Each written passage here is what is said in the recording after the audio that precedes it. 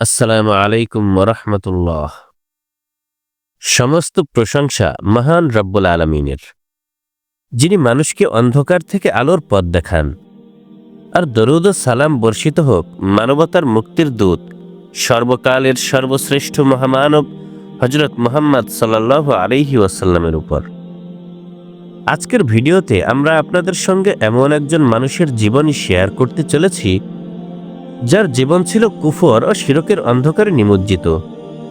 কিন্তু মহান আল্লাহর হেদায়েতের নূর যখন তার হৃদয়কে স্পর্শ করল, তখন তিনি হয়ে উঠলেন ইসলামের এক বলিষ্ঠ কণ্ঠস্বর। হ্যাঁ, আমি শেখ ইউসুফ এস্টেসের কথা বলছি। আপনারা অনেকেই তাকে চিনেন। পিস টিভির পর্দায় কিংবা ইউটিউবে সেই সাদা জুব্বা পরা, লম্বা দাড়িওয়ালা হাস্যোজ্জ্বল আমেরিকান মানুষটি, যিনি খুব মজা করে ইসলামের গভীর কথাগুলো বলেন। দর্শকরা অনেকেই বলেন তার কথা বলার ধরন নাকি বেশ মজার হতে পারে। তবে আজ আমি আপনাদের যা শোনাবো তা কোনো কৌতুক নয়, তা হলো এই মানুষটির জীবনের এক অবিশ্বাস্য মোড় পরিবর্তনের গল্প। অনেকেই শেখ ইউসুফ এস্টেসকে প্রশ্ন করেন, ইউসুফ, আপনি তো ছিলেন একজন কট্টর খ্রিস্টান ধর্মযাজক বা প্রিস্ট। আপনার বাবাও ছিলেন চার্চের মিনিস্টার। সেখান থেকে আপনি কিভাবে লা ইলাহা ইল্লাল্লাহ এর সুশীতল ছায়ায় এলেন? বিশেষ করে এই মানুষটির প্রাক্তন খ্রিস্টান বন্ধুরা অবাক হয়ে বলেন, যিশুর বাণী কি তুমি বোঝনি? বুঝলে কি আর ধর্ম ত্যাগ করতে পারতে? আজ আমি আপনাদেরকে সেই বাস্তবিক ঘটনাটিই শোনাব, যা সত্যিই হার মানায় রূপকথার গল্পকেও। আমার জন্ম আমেরিকার টেক্সাস শহরের একটি কট্টর খ্রিস্টান পরিবারে। আমি এবং আমার বাবা, আমরা দুজনেই ছিলাম চার্চের মিনিস্টার। আমাদের কাজ ছিল যিশুর বাণী প্রচার করা এবং বাইবেলের শিক্ষা মানুষের দ্বারে দ্বারে পৌঁছে দেয়া। তবে ধর্মপ্রচারের পাশাপাশি আমাদের পারিবারিক ব্যবসাও ছিল। সত্যি বলতে কি, ধর্মের চেয়ে ব্যবসার দিকেই আমাদের মনোযোগ ছিল বেশি। আমরা মিউজিক ইনস্ট্রুমেন্ট, পিয়ানো এবং আরও নানা ধরনের জিনিসের ব্যবসা করতাম। আমাদের জীবন ছিল বেশ বিলাসবহুল। একদিন বাবা আমাকে ডেকে বললেন, ইউসুফ, একটা সুখবর আছে। আমরা একজন নতুন মানুষের সাথে বিশাল এক ব্যবসায়িক ডিল করতে যাচ্ছি। লোকটার বাড়ি মিশর। আমি শুনেই বেশ উত্তেজিত হয়ে বললাম, বাহ, দারুণ তো! এবার তাহলে আমাদের ব্যবসা দেশের সীমানা পেরিয়ে আন্তর্জাতিক অঙ্গনেও হতে যাচ্ছে। ভিজিটিং কার্ডে লেখা থাকবে ইন্টারন্যাশনাল বিজনেসম্যান। ভাবতেই কি ভালো লাগছে বাবা। বাবা হাসতে হাসতে বললেন, হ্যাঁ, এই লোকের বাড়ি মিশরের কায়রোতে, সেই পিরামিড, স্ফিংস আর নীল নদের দেশে। আমি বললাম, চমৎকার! তাহলে তো লোকটার সাথে দেখা করতেই হয়। কিন্তু বাবার পরের কথাটা আমার সব উত্তেজনা নিমিষেই শেষ করে দিল। বাবা মুখটা একটু গম্ভীর করে বললেন, তবে একটা সমস্যা আছে। লোকটা মুসলিম। সেদিনের সেই অনুভূতির কথা আমি আজও ভুলতে পারিনি। বাবার কথাটি শুনে আমি রান্নাঘর থেকে ড্রয়িং রুমে আসার পথে থমকে দাঁড়ালাম। মনে হলো আমার পায়ের নিচের মাটি সরে গেছে। আমি চিৎকার করে উঠলাম, কি বললে? মুসলিম? অসম্ভব! না না, আমি কোনো মুসলিমের সাথে ব্যবসা করতে পারবো না। কারণ তখন আমাদের ধারণা ছিল মুসলিম মানেই সন্ত্রাসী। টিভিতে জিমি সুগার্ট, প্যাট রবার্টসনের মতো ধর্মযাজকরা দিনরাত আমাদের বোঝাতেন যে মুসলিমরা হলো পৃথিবীর সবচেয়ে খারাপ জাতি। তারা হাইজ্যাক করে, বোমা মারে, মানুষ খুন করে। আর আমরাও তা বিশ্বাস করতাম। মুসলিমরা নাকি ঈশ্বরে বিশ্বাস করে না। তারা মরুভূমির মাঝখানে একটি কালো চারকোনাওয়ালা বাক্সের পুজো করে আর দিনে 5 বার মাটিতে মাথা ঠোকে। এমন একজন অসভ্য ও বর্বর মানুষের সাথে ব্যবসা করা আমি বাবাকে সাফ জানিয়ে দিলাম, বাবা, এটা হতে পারে না, আমি এই কাজ করব না। বাবা আমাকে বোঝালেন, দেখো ইউসুফ, ব্যবসার স্বার্থে আমাদের এটা করতে হবে। আর লোকটাকে আমি দেখেছি, সে মানুষ হিসেবে চমৎকার। তুমি বরং কিছু না বলে প্রথমে তার সাথে দেখা করো। বাবার ধমক আর অনুরোধে শেষমেশ আমি রাজি হলাম। বললাম, ঠিক আছে, আমি আসব, তবে রবিবার চার্চের প্রার্থনার পর। আমার মনে মনে একটা ফন্দি ছিল।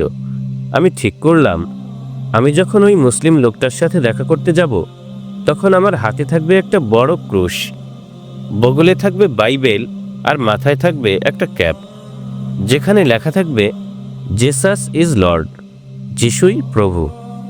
আমি চেয়েছিলাম আমার এই বেশভূষা দেখে সেই অবিশ্বাসী মুসলিমটির ভেতরের শয়তান যেন ভয়ে পালিয়ে যায়। রবিবার চার্চের কাজ সেরে আমি সেই মুসলিম লোকটির সাথে দেখা করতে গেলাম। আমার মনের ক্যানভাসে তখন এক ভয়ঙ্কর ছবি আঁকা। আমি ভাবছিলাম, লোকটা হবে বিশাল দেহী, গায়ে আলখাল্লা, মাথায় হয়তো আরবদের মতো পাগড়ি, আর কোমরে ঝুলবে এক বিশাল তলোয়ার। সে হয়তো রাগী চোখে আমার দিকে তাকাবে। কিন্তু হায়, বাস্তবতা আর কল্পনার মধ্যে কতই না তফাৎ। দোকানে ঢুকে আমি বাবাকে জিজ্ঞেস করলাম, কোথায় সেই মুসলিম? বাবা আঙুল দিয়ে ইশারা করলেন। আমি তাকালাম। এ কি? এ তো নিতান্তই সাদাসিধে এক ভদ্রলোক, মুখে স্মিত হাসি, অত্যন্ত মার্জিততার আচরণ, মাথায় চুল নেই, ক্লিন শেভ করা মুখ। আমি তো আকাশ থেকে পড়লাম। এই লোক কি আসলেই সন্ত্রাসী? তার নামটি ছিল মোহাম্মদ। আমি কিছুটা সংকোচ নিয়েই হাত বাড়িয়ে দিলাম তার দিকে। প্রাথমিক পরিচয়ের পর আমি তাকে জেরা করা শুরু করলাম। আমার উদ্দেশ্য ছিল তাকে কথা দিয়ে আটকানো। আমি জিজ্ঞেস করলাম, তুমি কি ঈশ্বরে বিশ্বাস করো? সেই লোকটি শান্ত গলায় উত্তর দিল, জি করি। আমি আবার জিজ্ঞেস করলাম, তুমি কি আদম, ইব্রাহিম, মুসা, দাউদ, সুলাইমান আলাইহিস সালাতু ওয়াসসালাম এদের মানো? সে বলল, জি অবশ্যই মানি। আমি তো অবাক। আমি ভাবতাম মুসলিমরা হয়তো হিন্দুদের মতো অনেকগুলো মূর্তির পুজো করে, কিন্তু এ তো দেখছি বাইবেলের সব নবীদেরই চেনে। আমি এবার আমার তুরুপের তাস ছাড়লাম। ভাবলাম এবার হয়তো সে আটকা পড়বে। জিজ্ঞেস করলাম, আর যিশু? যিশুকে মানো? সে বিন্দুমাত্র বিচলিত না হয়ে বলল, জি বিলকুল। আমরা তাকে ঈসা আলাইহিস সালাতু ওয়াসসালাম বলে ডাকি। তিনি আল্লাহ তাআলার একজন মহান নবী। আমরা তাকে শ্রদ্ধা করি ও বিশ্বাস করি এবং ভালোবাসি। আমি মনে মনে মহা খুশি হলাম। যাক, কাজ অর্ধেক হয়ে গেছে। এই লোক যেহেতু যিশুকে মানে, তাকে খ্রিস্টান বানানো কেবল সময়ের ব্যাপার। আমি তখন থেকেই তাকে ধর্মান্তরিত করার মিশন নিয়ে মাঠে নামলাম। আমরা চা খেতে বসলাম। আমি অনর্গল কথা বলে যাচ্ছিলাম আর তাকে বাইবেলের ভার্স শোনাচ্ছিলাম। খ্রিস্টান ধর্মের মহত্ব বর্ণনা করছিলাম। মুহাম্মদ নামের ওই ভদ্রলোকটি ছিল অদ্ভুত রকমের শান্ত। সে একটি কথাও বলছিল না, কোনো তর্ক করছিল না, কেবল মন দিয়ে আমার কথা শুনছিল। আমি ভাবলাম, বেচারা বোধহয় ধর্ম সম্পর্কে কিছুই জানে না। আমি তাকে বোকা ভেবেছিলাম, কিন্তু আজ বুঝতে পারছি তখন আসলে আমিই ছিলাম সবচেয়ে বড় বোকা। কারণ তিনি ছিলেন মিশরের বিখ্যাত আল আজহার বিশ্ববিদ্যালয় থেকে পাশ করা একজন গ্র্যাজুয়েট। তিনি জানতেন কখন কথা বলতে হয় আর কখন চুপ থাকতে হয়। এভাবেই চলছিল। তারপর একসময় রমজান মাস শুরু হয়ে গেল। মুহাম্মদ মসজিদে থাকা শুরু করলেন। আমরা খ্রিস্টানরা মনে করি কেউ উপাসনালয়ে গিয়ে থাকার মানে হলো তার থাকার কোনো জায়গা নেই। সে হয়তো দরিদ্র বা অসহায়। আমি বাবাকে বললাম, বাবা, লোকটা মসজিদে থাকছে, মনে হয় তার অবস্থা খুবই খারাপ। চলো তাকে আমাদের বাড়িতে নিয়ে আসি।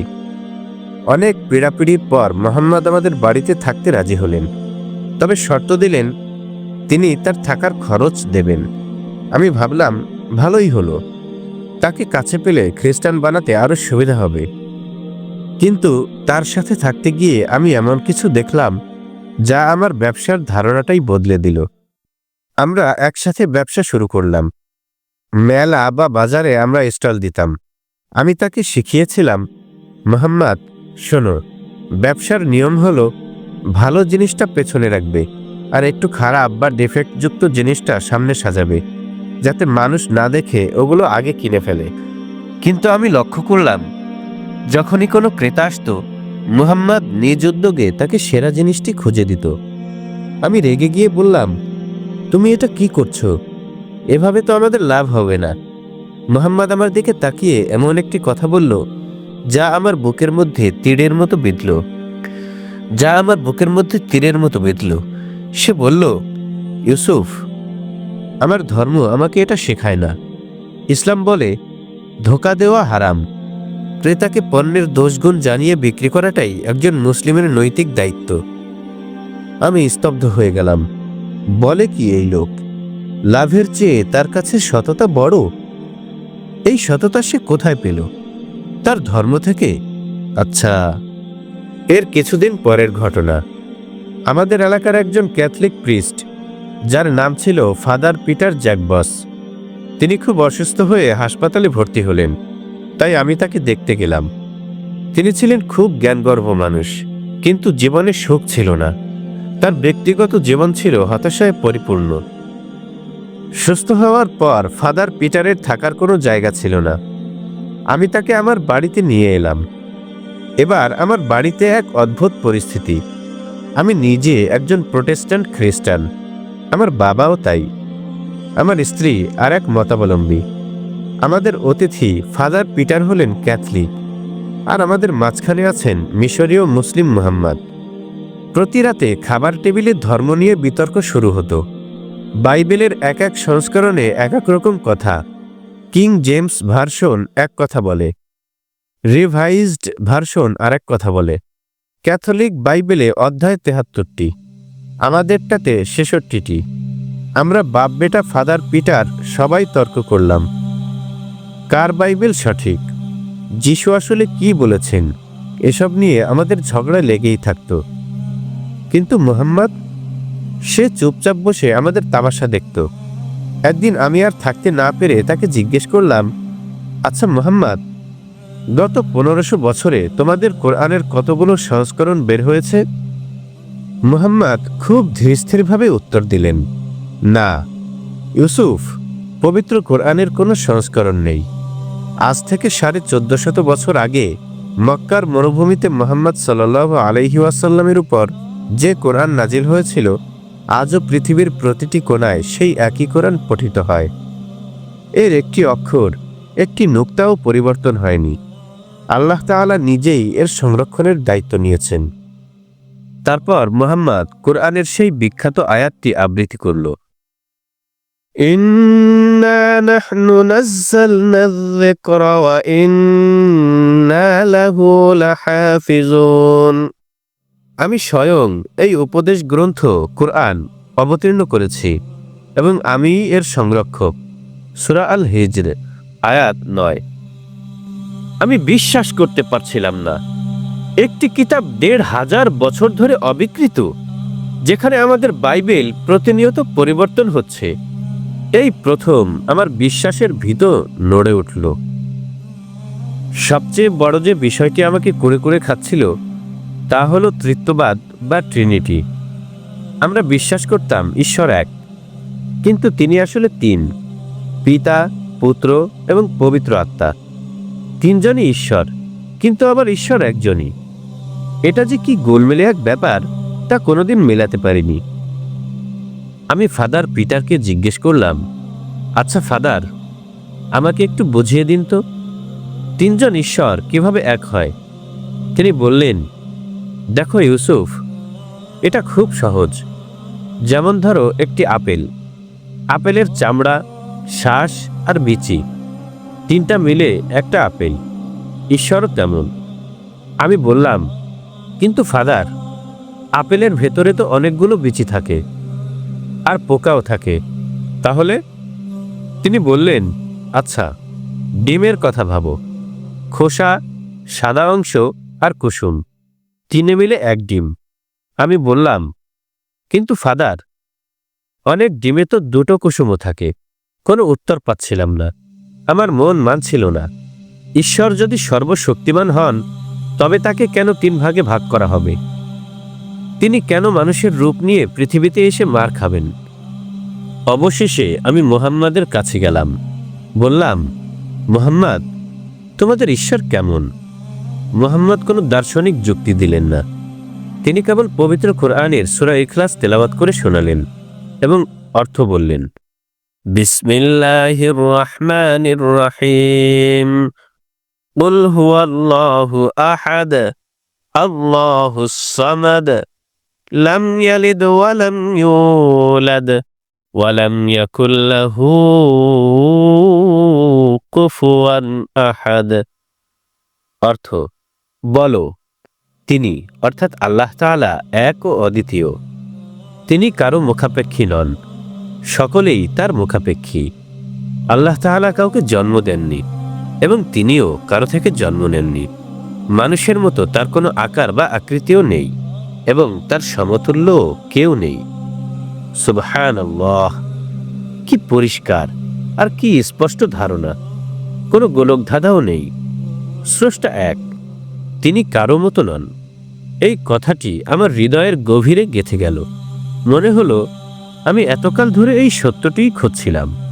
একদিন ফাদার পিটার বললেন তিনি মুহাম্মাদের সাথে মসজিদে যেতে চান, দেখতে চান মুসলিমরা কিভাবে প্রার্থনা করে।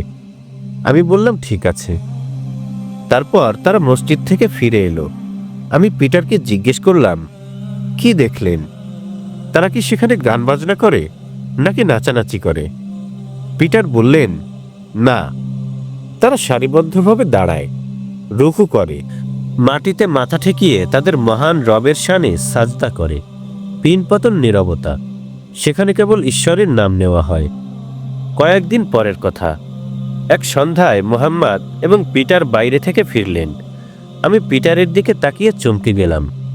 তার পরনে সাদা জুব্বা, মাথায় টুপি, মুখটা কেমন যেন উজ্জ্বল। আমি তোতলাতে তোতলাতে বললাম, পিটার, তুমি তুমি কি? পিটার দৃঢ়কণ্ঠে বলে উঠলেন, আশহাদু আল্লা ইলাহা ইল্লাল্লাহ ওয়া আশহাদু আন্না মুহাম্মাদান আবদুহু ওয়া রাসূলুহু। আমি সাক্ষ্য দিচ্ছি যে আল্লাহ তাআলা ছাড়া আর কোনো মাবুদ নেই এবং হযরত মুহাম্মদ সাল্লাল্লাহু আলাইহি ওয়াসাল্লাম আল্লাহ তাআলার রাসূল। একজন ক্যাথলিক প্রিস্ট মুসলিম হয়ে গেল। আমার পায়ের নিচ থেকে মাটি সরে গেল। আমি দৌড়ে আমার স্ত্রীর কাছে গেলাম। ভাবলাম অন্তত সে আমার পক্ষে থাকবে। গিয়ে বললাম, শোনো শোনো, সর্বনাশ হয়ে গেছে, ফাদার পিটার মুসলিম হয়ে গেছে। আমার স্ত্রী আমার দিকে শান্ত চোখে তাকিয়ে বলল, আমিও সত্যটা বুঝতে পেরেছি, আমিও মুসলিম হতে চাই। আমি চিৎকার করে বললাম, মানে কি? তুমি মুসলিম হবে? তাহলে তো আমাদের ডিভোর্স হয়ে যাবে, কারণ মুসলিমরা অমুসলিমদের সাথে বৈবাহিক সম্পর্ক রাখতে পারে না। সে বলল, তা জানি, কিন্তু সত্য জানার পর আমি আর মিথ্যাকে আঁকড়ে ধরে থাকতে পারবো না। আমি দিশেহারা হয়ে পড়লাম। আমার বাড়িটি যেন হঠাৎ করেই মসজিদে পরিণত হচ্ছে। বাবা, স্ত্রী, বন্ধু সবাই কি পাগল হয়ে গেল, নাকি পাগল আমিই ছিলাম? সেদিন রাতে আমি আর ঘুমোতে পারিনি। টেক্সাসের খোলা আকাশের নিচে আমি হাঁটতে বের হলাম, সাথে মুহাম্মদ। আমি তাকে ইসলাম নিয়ে অজস্র প্রশ্ন করলাম।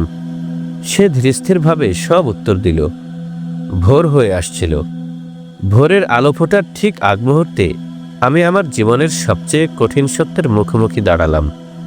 আমি বুঝলাম, এতদিন আমি যে ঈশ্বরের কথা প্রচার করেছি তা ছিল মানুষেরই তৈরি করা ধারণা, আর মুহাম্মদ যে আল্লাহ তাআলার কথা বলছে তিনিই প্রকৃত স্রষ্টা।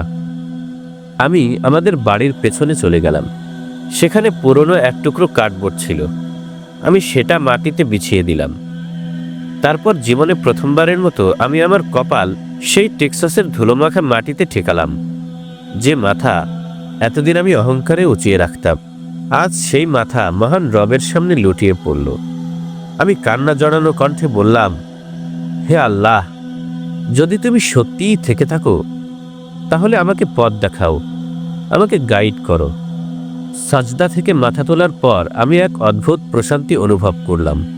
মনে হলো আমার কাঁধ থেকে হাজার মনের বোঝা নেমে গেছে। মনে হলো আমি নতুন করে জন্ম নিলাম। সকাল 10টার দিকে আমি মুহাম্মদ এবং প্রাক্তন ফাদার পিটার জ্যাকবসের সামনে দাঁড়ালাম। বললাম, আমি প্রস্তুত। তারপর পড়লাম, আশহাদু আল্লা ইলাহা ইল্লাল্লাহ ওয়া আশহাদু আন্না মুহাম্মাদার রাসূলুল্লাহ। সেই দিনেই আমার স্ত্রীও ইসলাম গ্রহণ করল। তার কিছুদিন পর আমার বাবাও ইসলামের সুশীতল ছায়ায় আশ্রয় নিল। আলহামদুলিল্লাহ, সুম্মা আলহামদুলিল্লাহ। সেই দিনের পর থেকে আজ পর্যন্ত আমি আমার জীবনকে উৎসর্গ করেছি ইসলামের খেদমতে। আল্লাহ তাআলা আমাকে তৌফিক দিয়েছেন হাজার হাজার মানুষের কাছে ইসলামের সত্য বাণী পৌঁছে দেওয়ার। ডিয়ার ব্রাদার্স অ্যান্ড সিস্টার্স, আমার এই ঘটনা থেকে আপনারা কি শিখলেন? আমি বা ফাদার পিটার আমরা কেউই কিন্তু যুক্তিতর্ক বা ডিবেট করে মুসলিম হইনি। আমরা মুসলিম হয়েছি একজন সাধারণ মুসলমানের চরিত্র দেখে। মুহাম্মাদের সততা, তার বিনয় আর আমানতদারিতা আমাদের মুগ্ধ করেছিল। আজ আমাদের দায়িত্ব কেবল মুখে মুখেই ইসলাম প্রচার করা নয়, বরং আমাদের আচরণ দিয়ে ইসলামকে ফুটিয়ে তোলা। মহান আল্লাহ পবিত্র কোরআনে বলেছেন, তোমরাই হলে সর্বোত্তম উম্মত, যাদের উদ্ভব ঘটানো হয়েছে মানুষের কল্যাণের জন্য। সূরা আলে ইমরান, আয়াত 110। মুহতারাম হাজিরিন, আসুন আমরা আমাদের চরিত্রকে পবিত্র কোরআনের সৌন্দর্যে সাজাই, যেন আমাদেরকে দেখে মানুষ চিনতে পারে ইসলাম কত সুন্দর, কত শান্তির ধর্ম। আল্লাহ তাআলা আমাদের সবাইকে ইসলামের সৌন্দর্যে জীবনকে ফুটিয়ে তোলার তৌফিক দান করুন। আল্লাহুম্মা আমিন।